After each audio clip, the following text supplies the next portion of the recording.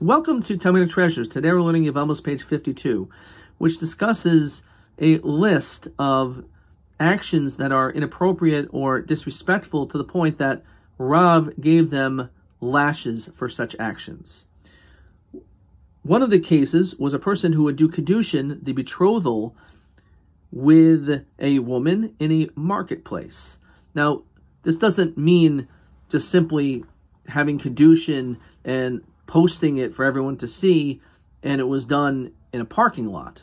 It's referring to doing it in a manner which shows a lack of thought, a lack of respect, and a lack of modesty. Such an individual shows a lack of concern for the actual ceremony as well as the respect for his future wife.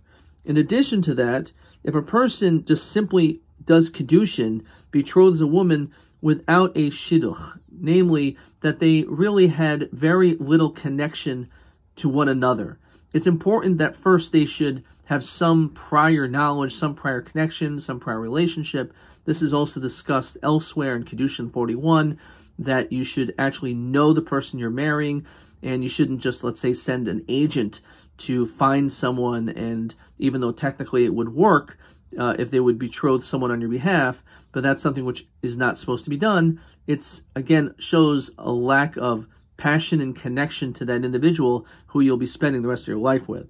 In addition to that, it talks about other things that a person does which shows a lack of respect. If you have the rabbis who send an agent and you show a lack of respect to them or act in a manner which resembles chutzpah, that also is something in which they would be punished for.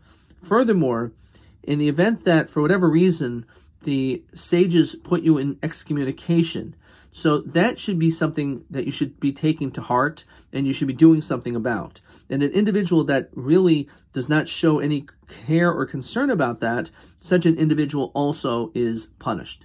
The one which is certainly most fascinating is when it comes to an individual who does Kedushin with Bia, with marital relations.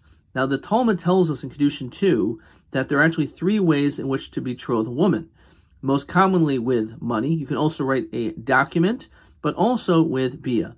And actually, there is a source from the Torah itself which allows this. However, the Talmud says that a person who conducts themselves in such a way, even though the Torah allows it, this is heavily frowned upon, to the point that Rav actually, again, would give this individual lashes, which teaches us a very interesting message, that even though sometimes the Torah technically allows certain things, that doesn't mean that that is for sure what a person should do. Sometimes, even things that are permissible, a person should go a step above and do things in the absolute best way.